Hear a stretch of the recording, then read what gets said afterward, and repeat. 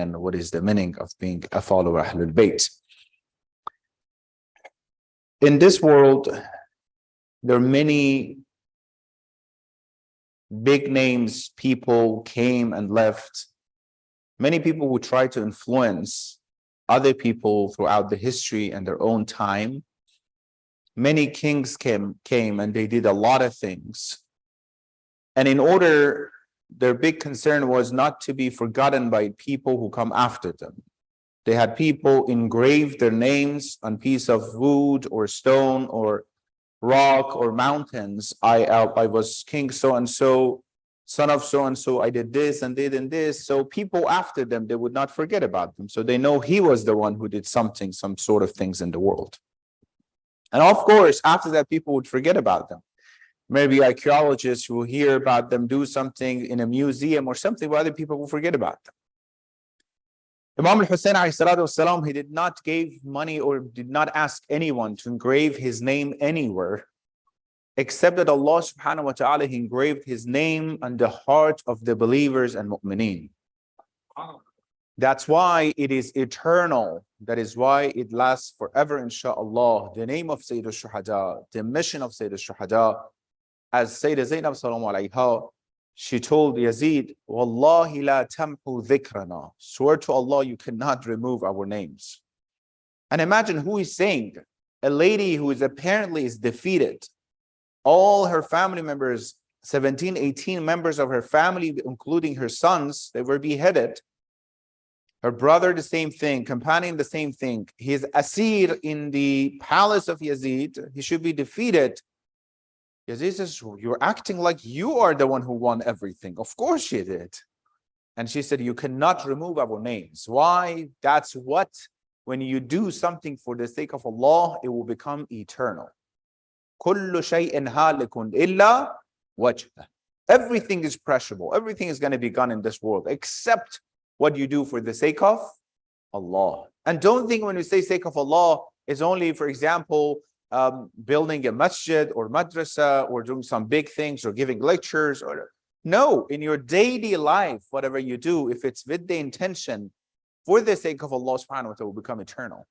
It can be a business that I will make it. It can be me going to work for the sake of Allah subhanahu wa ta'ala. Al-Kasibu Habibullah, right? A businessman goes to work, a businesswoman for the sake of Allah is the Habib of Allah. Is Allah loves that person.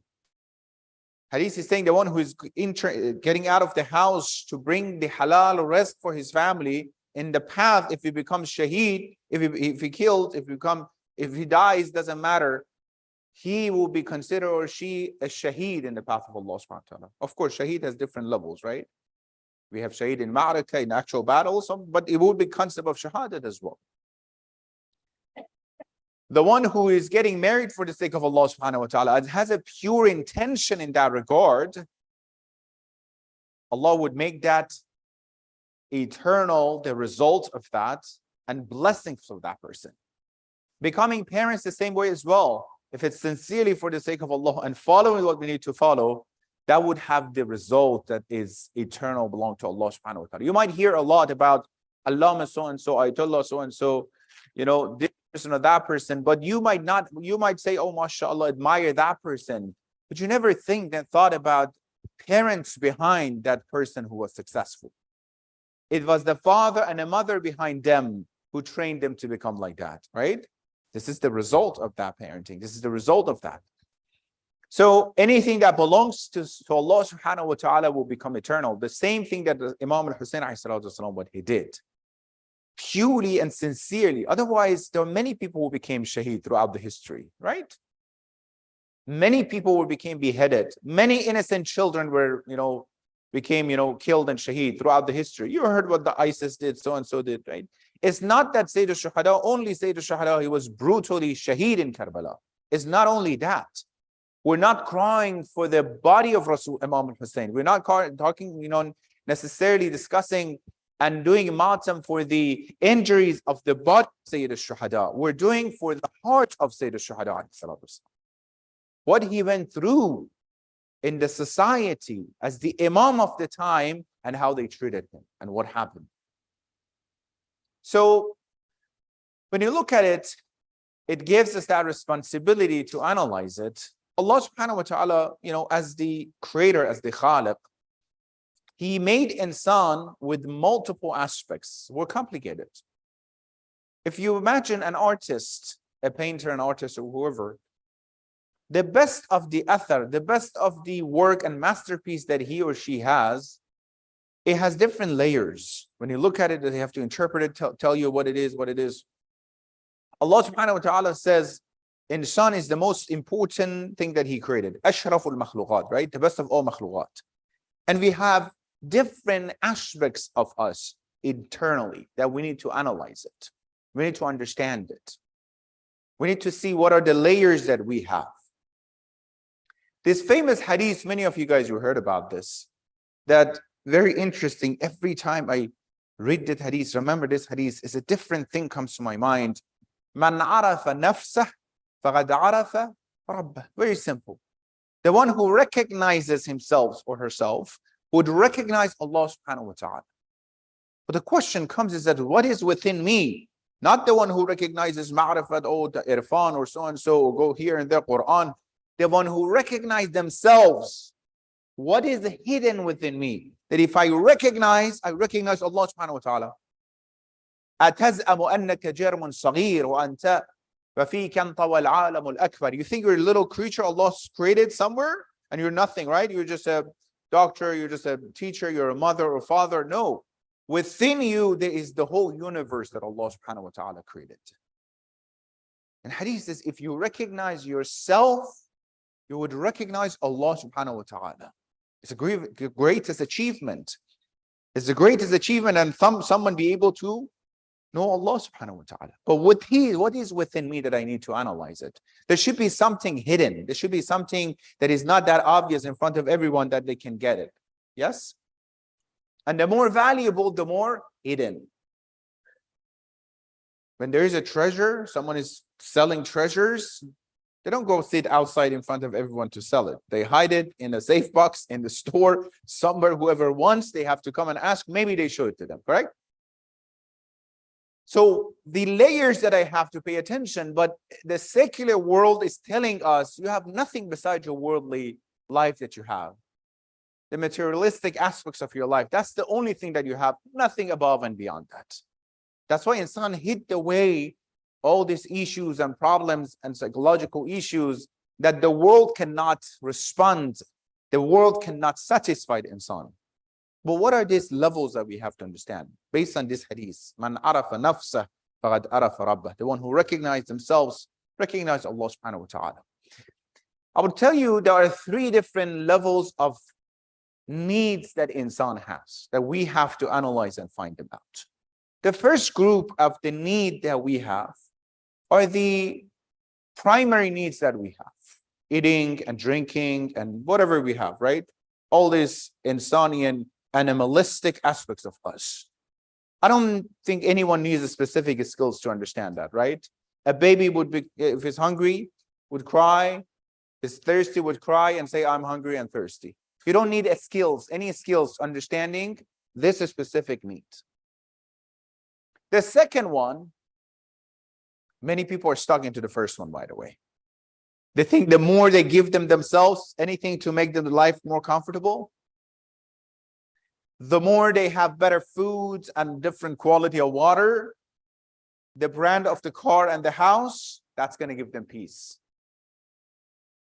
If my house is in this zip code, that until that, in front of the other zip code is $500,000 more or less, then this is going to give me the peace or honor or so on and so forth. They get it. They don't find peace. They start hitting the wall.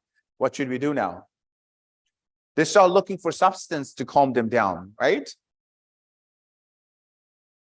They achieve it. You want to know? Look at all these celebrities. Quote unquote, they have everything. They have fame. Yes, they have it. Quote unquote beauty. Yes, mashallah, they have it. Money to the end. Everyone knows them. Yes. Then why do they commit suicide?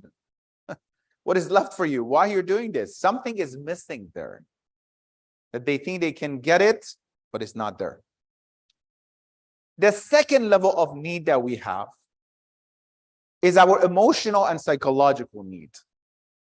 which is a little bit more hidden than the first group of just eating and food and everything, right? The emotional need that we need, it's very important. At the end of my speech, I want to connect this to this, to something to this. I want you to pay attention. The second one is the emotional and psychological need. You need to love someone, and you need to feel that someone cares about you and loves you as well. This is the basic concept of marriage as well, right? How you show love to your children and you receive love from children, right? You need to, it's reciprocation. You want to have it. This is the second need that some people don't pay attention. You need to pay attention in order to what? Analyze and understand this need as well. It's not as obvious as the first one. Some people dismiss this need as well. They don't understand.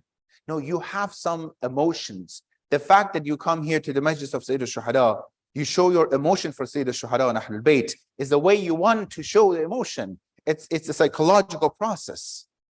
You're showing your love to this extent to Ahlebaith. Yes? That's why you're coming here. And in return, you want to feel that Ahlebaith, they love you as well. But the interesting part, when you recite ayat of Quran, right? لا أسألكم عليه أجرا إلا المودة في القربى. I just don't ask you, the ajr of Risalat is not just to like Ahlul Bayt. No, mawaddat is higher than just muhabbat of Ahlul Bayt. You need to show that passion and connection to Ahlul Bayt, right? And in return, you receive it.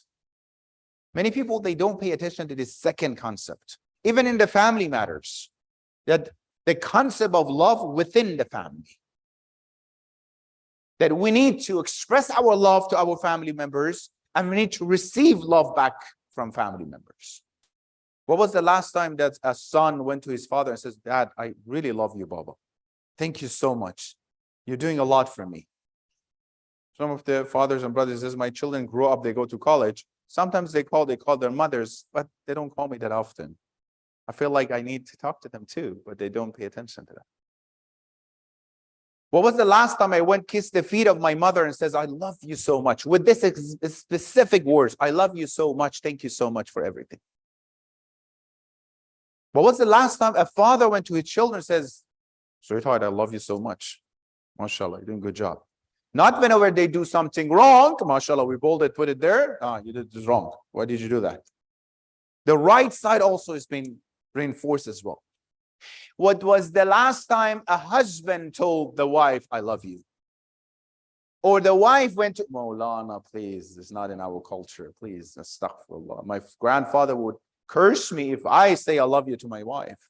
And you found it probably in one of those psychological books, right? Mr. and Mrs. or Dr. Smith told you, right?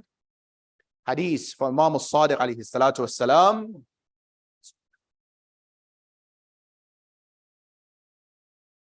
Man ahbabta rajulan fa'akhbirhu.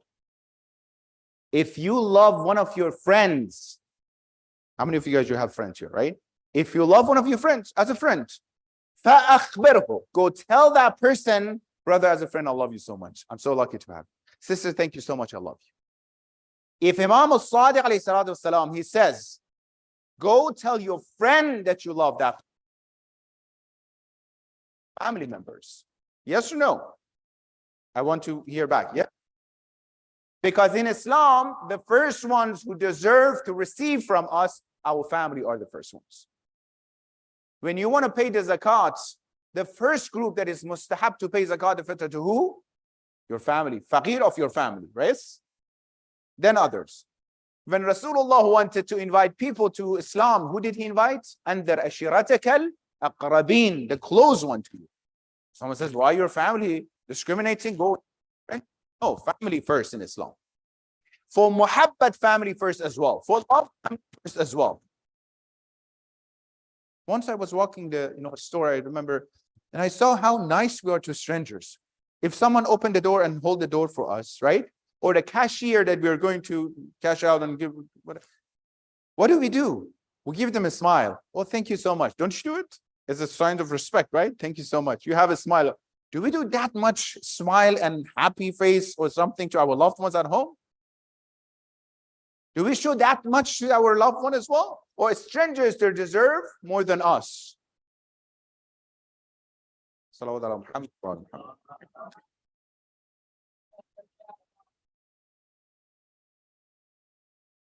So when it comes to, again, strangers, look at yourself. You're very respectful, you're careful, how you treat them, how nicely, how, it's a social way of interacting with people. How about when it comes to the one that I'm supposed to love the most?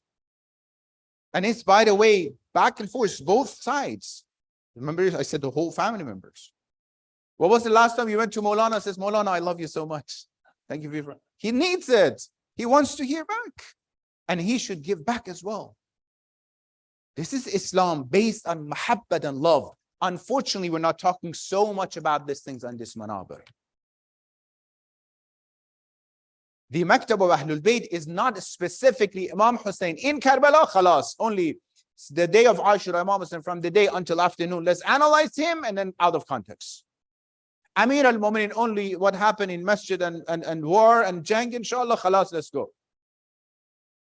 This is not the entire life of them. We need to analyze from the beginning to the end what made them to be Ahlul Bayt.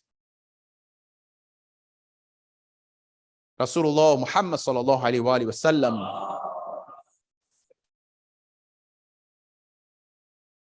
he is the first one, the most important one that Allah subhanahu wa ta'ala created, right? He asked the second important person, Amir al-Mu'minin, Ya Ali, how's your wife? I call this the doctrine of marriage. How's your wife? How do you see your wife? He said, Ni'mal aun ala ta'atillah. The best of all supporters for the ta'at and worshipping Allah subhanahu wa ta'ala. Everything that I wanted, she has. That means she's the best mother, she's the best wife, she's the everything.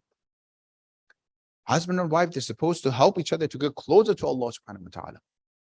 Children, parents, they need to support each other, help each other to get closer to Allah subhanahu wa ta'ala. The house is supposed to be the makan of sukoon and peace. لَتَسْكُنُوا إِلَيْهَا. For the sake of me, find peace and tranquility. How can I do it? Controlling my personality, my anger. Some of the people, Islam for them, it's like, yes, Islam and ad-din in Allah, al-Islam. The most important thing for Allah is Islam. I want you to pay attention to what I'm saying. For some people, Islam is like going to the most professional doctor. Get the prescription, put it on the wall. Every day, look at it, mashallah, I went to that doctor. Well, sweetheart, you have to take it to the pharmacy to get the medicine to get better. No, I just love it so much. For some people, Ahlul Bayt is like this. Put it on the wall, put it on the member, mashallah, Imam Hussein, alhamdulillah, such a great Imam. Am I getting the medicine from him to get to use it, to apply to my life, to get better or not? Well, we need to see that we need to change based on that. Our household should be based on that. We should look at it how to get to that specific recommendations of Ahlul Bayt to change our life. The taskunu ilayha, the marriage, yes, I need to control. I recite Quran, how many times, mashallah, in Ramadan, whole Khatm Quran, and then after that, I don't need to just fast forward Khatm Quran. I need to pause. It says, Bismillah ar-Rahman ar-Rahim. وَالْكَاظِمِينَ الْغَيْظَ وَالْعَافِينَ عَنِ النَّاسِ. I need to control my anger. I need to forgive people. Before I pass this ayah, I need to stop and I need to think about it. Am I following the dastur of Quran? I'm just reciting it. Again, you give the prescription to someone who cannot read what the doctors, mashallah, they write very nicely as well sometimes, right? You give it to them. He can read it, but doesn't understand what is this, what is that. In order to really happen, I need to apply it. Think about it. All of us together, family is that base that we all helped with each other. Someone says, Maulana, before I got married, I was much more closer to Allah subhanahu wa ta'ala. After that, brother, you're going to different directions. The marriage was supposed to help you to get closer to Allah subhanahu wa ta'ala. You see the mountain climbers? Where they go in a dangerous, mountains. They have a rope, professional ropes. They tie it around the waist, right? And they tie it to each other. So if someone fall down, the other one will catch it. It's the marriage to help each other. For me, understanding, what? We said that 2 of our days should not be equal to each other, let alone since I got married, I'm so and so. Husband and wife, they need to help each other. They need to be mirror in front of each other. Children, parents, doesn't matter. Friends with each other as well. Friendship in Islam is a concept, is a holy, sacred concept. Not to just post, I posted something on Instagram, you need to like it. If she doesn't like it, I'm going to post it. I'm going to, send a message, you didn't like my post. Not about that. It's about completing each other, supporting each other, helping each other, growing together. This is the concept of friendship and muhabbat and love in Islam as well. So we said the first group of needs, what are they? The primary needs. Eating and drinking and sleeping and all those type of things, right? The second group, what are they? What was that? Psychological, emotional need. We're still going to talk about it at the end. Follow me. The third group, we're going based on hadith, man arafa nafsah, right? The third group of needs that insan they have is the spiritual and ma'navi needs that are the most hidden ones. We have to pass different layers, right? Layer 1, primary needs, eating, and layer 2, emotional, cycle. Layer 3, ma'navi and spiritual. It's not that obvious that everybody can get into it.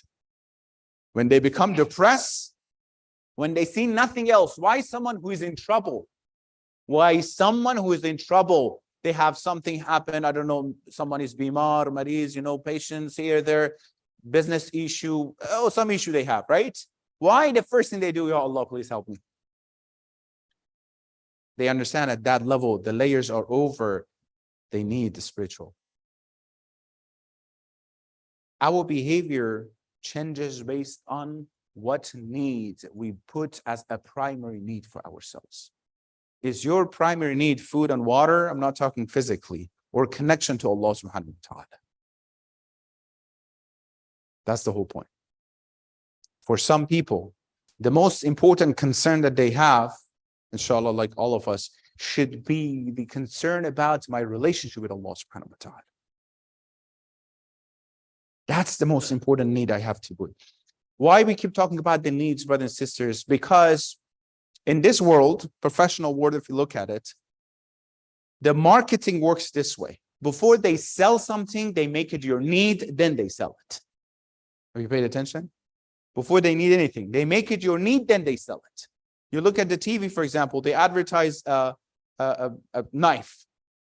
And you and your wife is looking at it, the way that they act psychologically, they have a lot of tricks into it.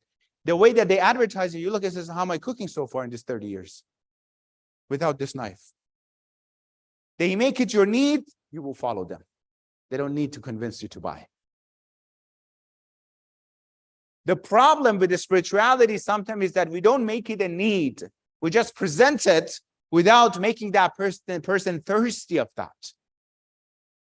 The fact is that I need spirituality. You have to go to someone who says, how is it even possible 5 times that you don't pray?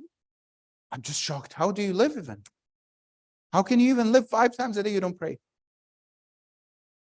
You see, in Ramadan, some of our non-Muslims come to us and says, how can you survive without eating the whole day? Oh, are you doing it? I'm doing it. I'm fine. You should go to someone who says, how can you pass 1 week, 2 weeks, not come to center, not come to masjid? I don't know how you can survive. This should be our conversation. To make the Islam our need, I need to recite Quran. When my son, my daughter, or myself, I'm going to go to a college, the most important question that I have is not just what major, the future of that major, or the type of a school I'm going to. The first question is that, is it a close by masjid? Is it a halal restaurant and a store that you can get the meat? You see what signal I'm giving? Versus, yeah, mashallah, that is school. Oh, subhanallah, amazing, mashallah. Just go to that school is the best things. First and foremost, respect the idea of other people as well. Maybe they don't like that major. Maybe they don't want that school. Second, that is not, and on the other side, I'm going to say, wake up, the salah is more important. But overall, what signal I'm giving to people around me? Sweetheart, there's a masjid close by? I need it. Let me give you an example, it might make sense more. Imagine it is the day of Ashura, and there's a majlis here, and you're staying at home. Can you even imagine? I know your heart. It's impossible. Me not going to Majlis of Sayyid al-Shahada, right? Impossible. It's the night of Qadr. I'm not going to Majlis. Impossible. Why? I need to go there. Are they going to give you something specific? No, I just need to be there.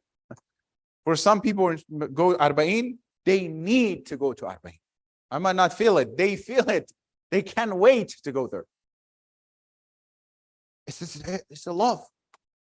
There was a young one in Stanford, he was studying. He says, a few years ago, it was the Arba'in time. He said, I have to go. I was like, but you said you have a school. It's Stanford, it's not a joke. He said, I don't care. I have to go. He's a young guy. I have to go. He made that need, that primary need for himself. It's up to us what need we make it primary need for ourselves, by the way. I said, yeah, because you can't change your primary need to be animalistic needs, the food and just hanging out with friends and have fun and go to social media, or spiritual need.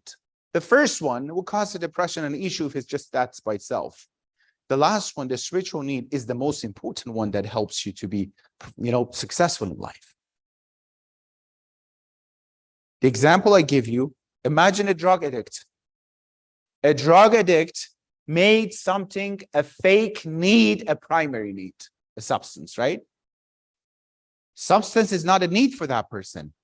He or she made it a need, a primary need for themselves. If you ask a drug addict, would you like to drink and eat or the substance? What do they say? Sweetheart, this is not good for you. No, I need that. Many people, the dunya become their primary need. They stood in front of the Imam of the time, Sayyid al-Shuhada, Imam al-Hussein alayhi salatu wassalam,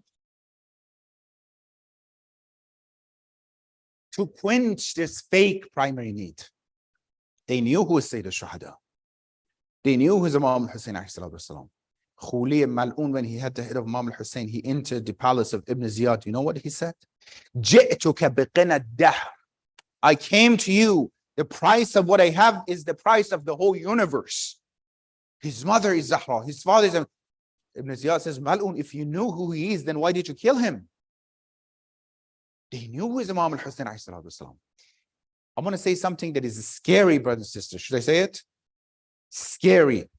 Because we're in this, last night I said that we're in the same concept of choosing and supporting the Imam of our time. Sayyidah Zainab, around the end of Karbala, that day of Ashura, when all the shuhada, all of them shaheed, Imam Hussein is in Qatligah, the last moment, she's looking at Umar al-Sa'd and she's shouting, Yabna Sa'd, you're standing there and they're killing Hussein. Allahu Akbar, you know what does it mean? She's telling the head of the commander of the army of the enemy, you're standing there and they're killing Hussein. That means he fully knew who is Imam Hussein. That's the scary part. When Ibn Ziyad told him to be, the commander of the army of, he didn't say, oh yes, I'm going to do it. Wallah, he said, Wallah, inni uha'irun fi amri. I have to think about it. I know who is Hussein. I can't go against this. But the primary need is changed to dunya. I'm going to be the governor of Ray. See the dangerous part? What if I created a lifestyle for myself? It's just based on, and then the lifestyle that I'm telling my children is just this style that is all about this dunya and this life. What need I am following? I told you towards the end, I'm going to connect the second one. What was the second one? Second need? Anything that Allah tells you, you have to do it. Any order comes from Allah subhanahu wa ta'ala. And anything that He said you should do it wajib, there's a reward for it, or with this wajib, that means it's your need. If He says you need to pray 5 times a day, it's your need. You should, otherwise something is missing. A doctor might come to you and tell you, you know what, you need to eat this food and this food and this food because your body needs it. You might not take that much vitamins. You're going to have a deficiency sometimes in your life, right? Sooner or later. When Allah said you need to fast, it's not just a spiritual order. You need, your existence needed that. When Allah says you have to love Ahlul Bayt, you need to love Ahlul Bayt. You cannot survive without the love of Ahlul Bayt. Do you think Habib and Muslim and all those and Hani, Do you think all those who went to Karbala, they just went to Karbala because no, they needed Sayyid al-Shuhada. That's why they left to Karbala. That level, when the need is there, what we say, you follow. There's no other reason needed.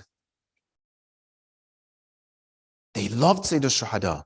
That need was so important for them that they bestowed their life. And again, they were not specific people who they were with Imam al-Hussein from the beginning. No. Among them, we have Zuhair ibn Ghain. Zuhair is a billionaire in Kufa. He had a caravan left Mecca towards Kufa. At the same time that Imam Hussein left Mecca. He is apparently Osmani by his political perspective. So anywhere Imam al-Hussein stops, the caravan stops, he said, I don't want to be at the same place. Either before Hussein or after Hussein. I don't want to be at the same place because I know what's going on between him and Yazid. I don't want to get into these things. When Allah wants to guide someone. In one of the manazil, the occasion, they were all together. Sayyid al-Shuhada sent a messenger to him, Zuhair, come, I need to talk to you. You know what did he say? He's one of the greatest Shuhada of Karbala. He said, I don't want to come. I don't want to come. His wife was sitting there. She said, vote to you. You scared of that? Are you scared Hussein asked you to come with him? The son of Rasulullah is calling you and you're not going to see what he's going to tell you? This is the concept of marriage. Sometimes the wife would make the man Ahl al-Jannah. The husband make the wife Ahl al-Jannah. This is the concept. Otherwise, he would be gone. She just pushed the bottom of ghirah and chivalry in her. You're afraid of going seeing Hussein, the son of Rasulullah? He was like, no, well, I'm not afraid of anything. He left. The history is silence. What happened here? What did Sayyid al-Shuhada told him? He came back happy. I'm living. Everything for you. Khuda Hafiz. I'm living with Hussein. Where? What happened there? You didn't want to go? No, I have to go with Hussein. The same person he didn't want to go see Imam al-Hussein at night of Ashura when Imam said, leave. He stood up and says, Hussein, if I know I live in this world eternally until the end of this world, forever I'm going to live, I still want to become shaheed for the sake of you.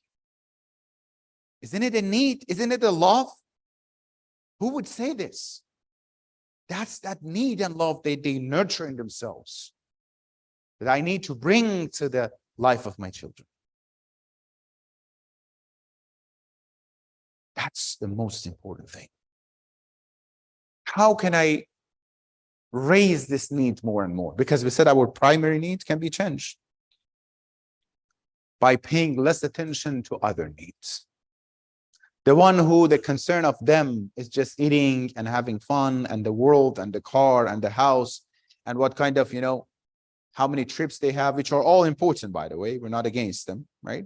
But the primary need, the one who the primary needs and all the focus on those things, of course, will be distracted from the other needs.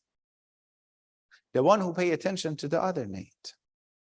A youth who wake up in the middle of the night, I want to keep the bar high. Not just saying to pray. For you guys, it's not to say to pray, alhamdulillah. For you guys, it's to say salat on time, awwal waqt, right? Because that's disrespectful. How many years you're coming to majalis of Imam al-Hussein? It's so disrespectful. Someone tells you, make sure you pray, just pray. Make sure, don't miss this and that. It's disrespectful. It's like you go to, inshallah, a professional PhD student and tell them, make sure 2 times 2 is 4. Imagine a student in the 3rd grade. It's been 5 years that he's the top students in the 3rd grade. What would you call him? The best students? Sweetheart, you're failing. You're not supposed to be in the 3rd grade for 2 years. If you're in the same grade 2 years, you're failing. Doesn't matter if you're the best students. If the level of my salat is still on the same level of last year or the year before or the week before, I'm failing here. I'm supposed to improve myself, go to the next level, not to be in the same level. What is the level of your knowledge about Sayyid al-Shuhada? Goes back to, yes, my father, took me to the member of one of the ulama, so and so. What was the last book I read about Sayyid al-Shuhada?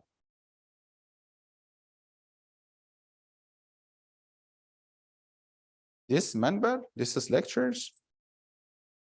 Just giving a little bit and little bit and little bit. What was the last time I read the book about Sayyid al-Shuhada, the Qiyam of Sayyid al-Shuhada, about Sayyid Zainab? Now you see the different concept of this majalis. How am I improving?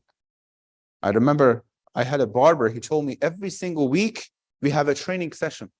We have to go somewhere to tell us this new shampoo or things, or this is the new hairstyle. I was like, subhanAllah, to myself, you go for my hair every single week to a training, and I'm not putting myself in training every single day for myself. I'm not focusing on that. How come when it comes to academic, I'm so careful with myself, with my children? Oh, make sure you study, subhanAllah, here, there, don't worry. Am I giving a false message and signal? How to make something my need.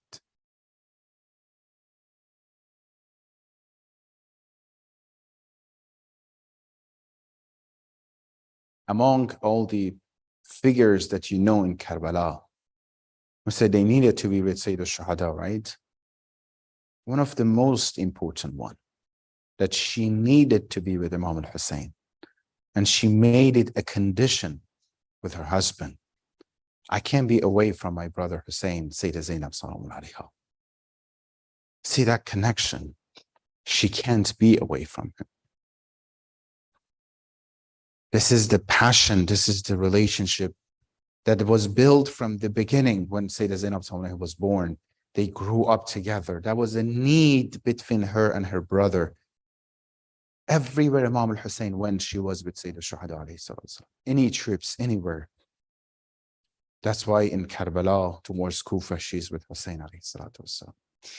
When you have that need, brothers and sisters, to that extent and to that level, it is very difficult that all of a sudden they take that need away from you. It's very difficult. It's very hard for you.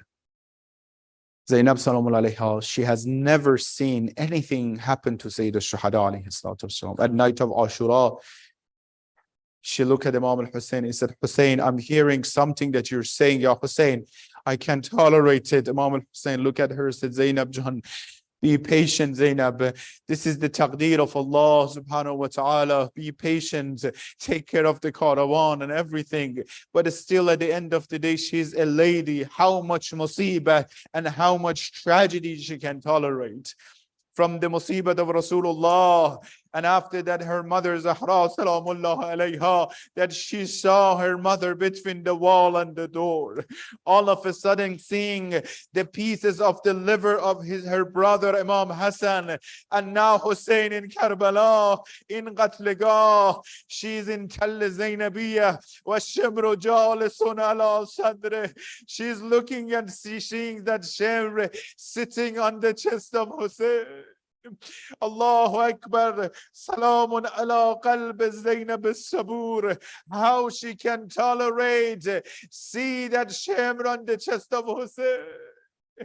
Allahu Akbar. She's between Qatlegah and the Khiyam. Few steps towards saving Hussein. Few steps back towards the Khiyam, taking care of the children of Imam al-Hussein.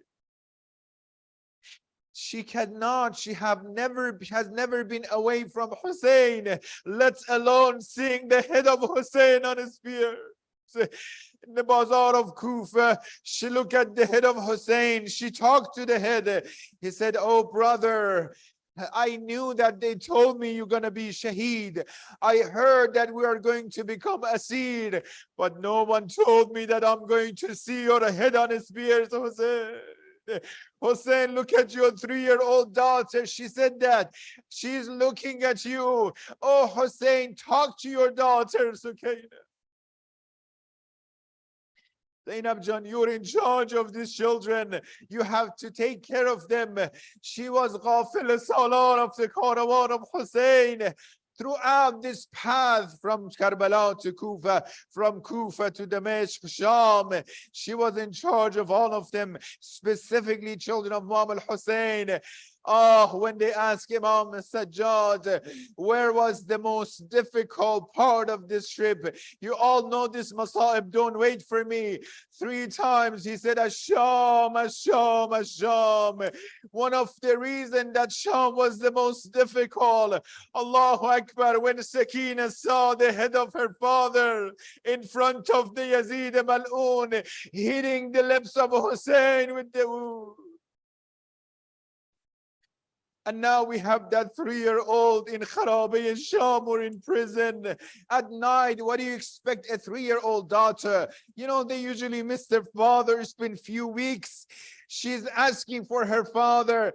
Instead of calming her down, they brought the head of her father, Hussein, to her. Oh, she grabbed the head of Hussein. Maghatil have different narration. She looked at it. She started talking to him. Baba Hussein, you were not with us all this time. Anytime they wanted to hit us, Zainab Salawallah alayhi protected us. Allahu Akbar, all of a sudden she fell asleep maybe. She's quiet. The Khawateen were happy. Alhamdulillah, she fell asleep. She wouldn't see that. But whenever Zainab called her, she's not waking up. Inna lillahi wa inna ilayhi raji'un. She couldn't tolerate more than that. Seeing the father of her father in front of the head of her father. Assalamu alayka ya Aba Abdullah wa ala al-arwah allati hallat bifnaik alayka binni salamullah abadan ma baqitu wa baqiya al-layl wan-nahar ولا جعله الله آخر العهد مني لزيارتكم. All together. السلام على الحسين وعلى علي بن الحسين وعلى أولاد الحسين حسين ألا لعنة الله على القوم الظالمين وسيعلم الذين ظلموا أي منقلب ينقلبون معتمد حسين.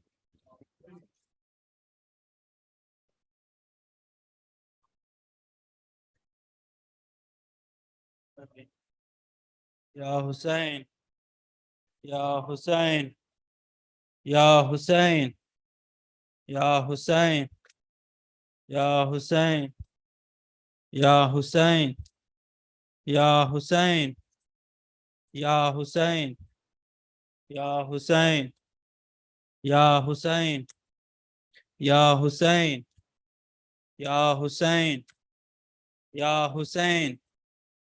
يا حسين يا حسين يا حسين يا حسين يا حسين يا حسين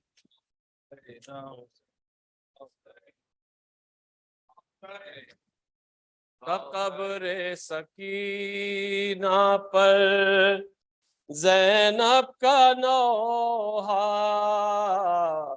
कब्र सकीना पर ज़ैनब का नौहा सकीना उठो अब वतन जा रही हूँ कब्र सकीना पर ज़ैनब का नौहा कब्र सकीना पर ज़ैनब का नौहा सकीना उठो अब वतन जा रहे हो लईनों को आखिर तरस हम पे आया लईनों पे आखिर तरस हम पे आया सकीना उठो